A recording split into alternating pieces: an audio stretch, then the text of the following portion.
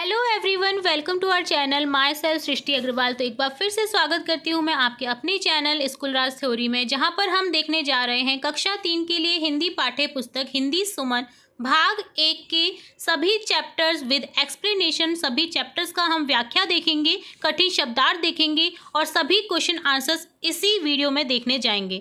तो प्रत्येक वीडियो में आपको उस चैप्टर का एक्सप्लेनेशन के साथ में सभी क्वेश्चन आंसर्स मिलने वाले हैं। तो जुड़े रहना है आपको वीडियो के एंड तक, ताकि आपको जो भी चैप्टर हम पढ़ाएं तो वो आपको अच्छे से समझ आ सके।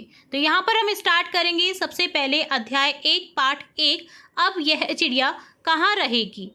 तो यहाँ पर देखिए स्टार्ट करेंगे इस चैप्टर को देखना। सबसे पहले टाइटल देखते हैं, जहाँ पर आपको कहा गया है, जो इसका शीर्षक है इस कविता का, वो है अब यह चिड़िया कहाँ रहेगी, जो कि महादेवी वर्मा द्वारा लिखित कविता है।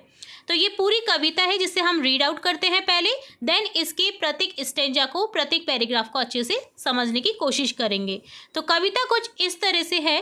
आंधी आई जोर जोर से, डालें टूटी हैं झकोर से, उड़ा घोंसला अंडे फूटे, किससे दुख की बात कहेगी, अब यह चिड़िया कहाँ रहेगी। हमने खोला आलमारी को, बुला रहे हैं बेचारी को, पर वो ची ची कर्राती है, घर में तो वो नहीं रहेगी, अब यह चिड़िया कहाँ रहेगी। घर में पेड़ कहाँ से लाएं, कैसे यह घोंसला बनाएं, कैसे फूटे अंडे जोड़ें, किससे यह सब बात कहेगी, अब ये चिड़िया कहाँ रहेगी, जो कि लिखित है महादेवी वर्मा द्वारा। अब प्रत्येक हम जो पद्यांश है उसे बारी बारी से देखेंगे।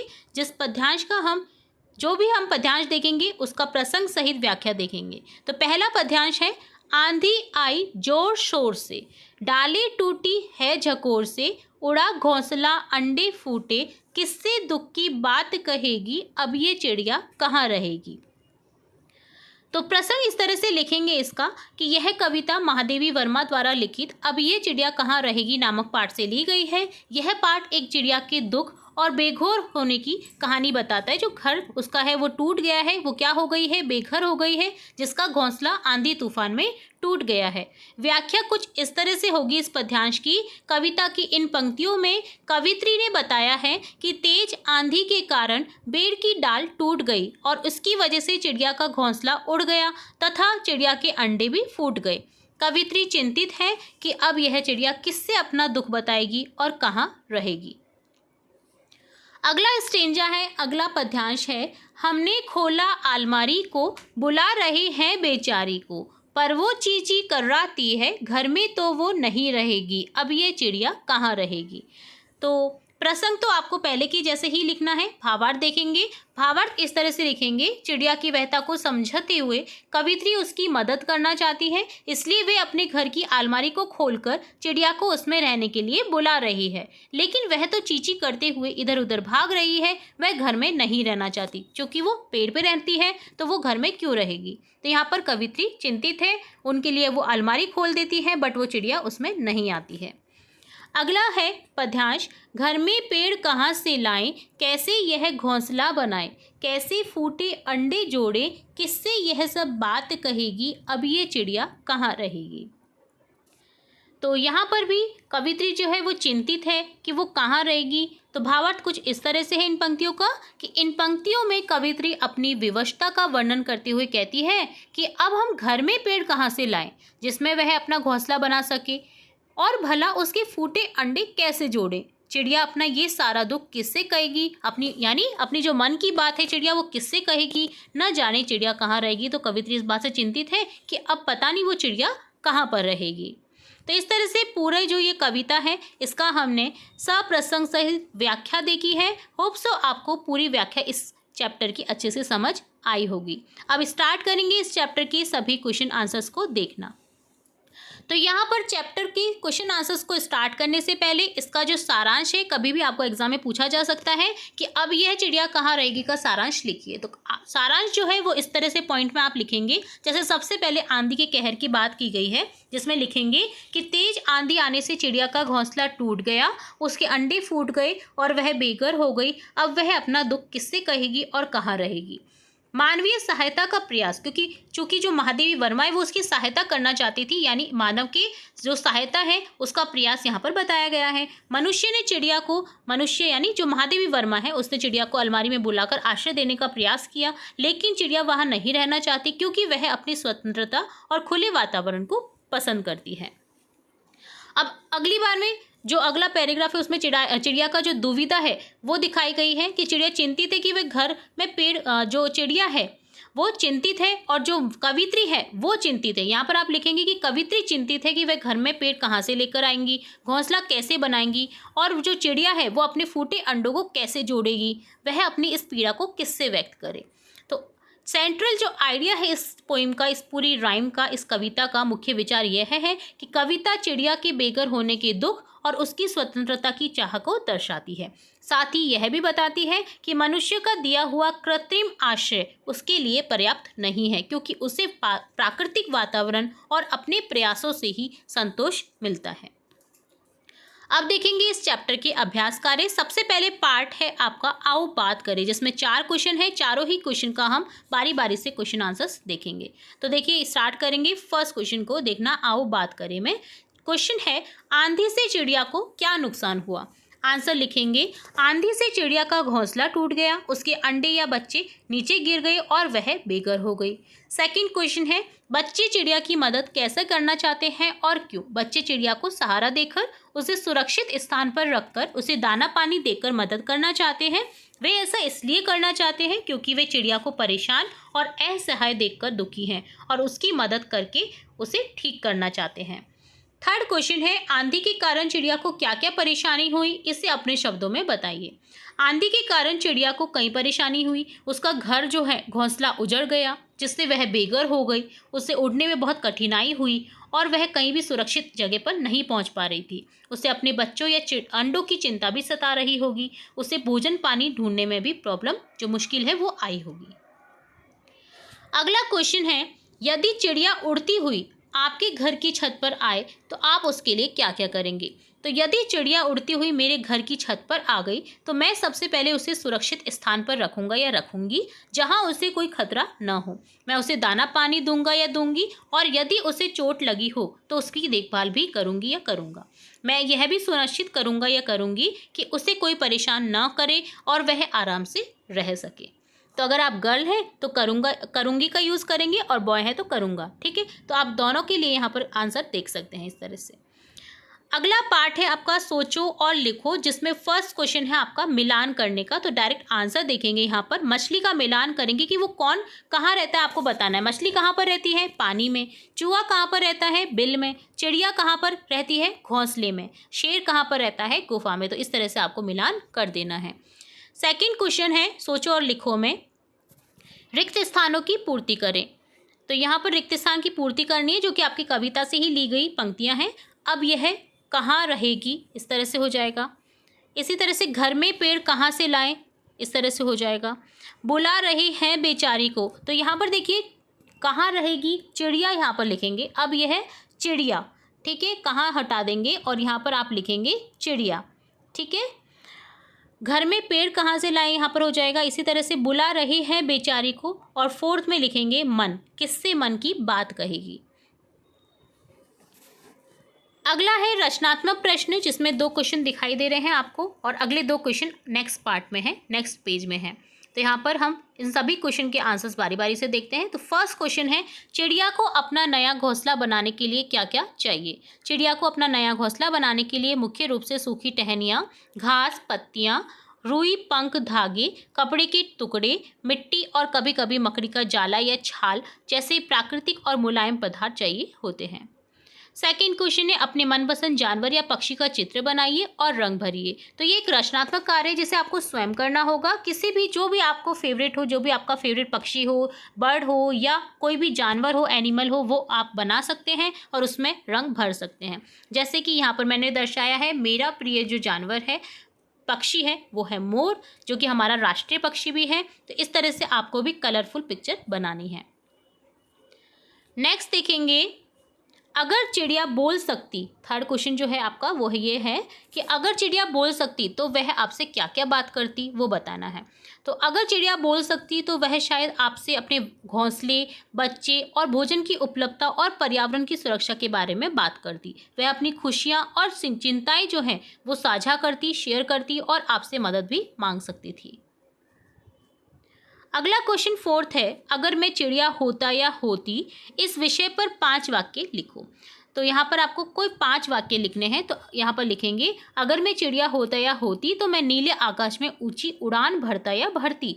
मैं रोज सुबह मीठे गीत गाकर सबको जगाता या जगाती। मैं दूर दूर तक घूमता घूमती और सुंदर नज़ारे देखता या देखती।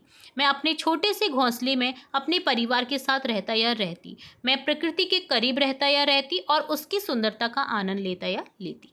ठीक है, तो इस तरह से डन होता है आपका रचनात्मक प्रश्न। अगली बात करेंगे पाठ की भाषा की बात, जिसमें दिए गए क्वेश्चन है। फर्स्ट क्वेश्चन है कि दिए गए शब्दों को आपको घर की भाषा में क्या बोलते हैं वो लिखना है। अंदर, बिटिया, बाहर, माँ। और कुछ शब्द ऐसे आए हैं जहाँ पर आपको कुछ चंद्र बिंदु दिखाई दे रहे हैं और कुछ शब्द ऐसे आए हैं जहाँ पर आपको इस तरह से एक बिंदी दिखाई दे रही है जिसे बोला जाता है अनुस्वार। तो यहाँ पर इन शब्दों को ढूंढ करके आपको लिखना है।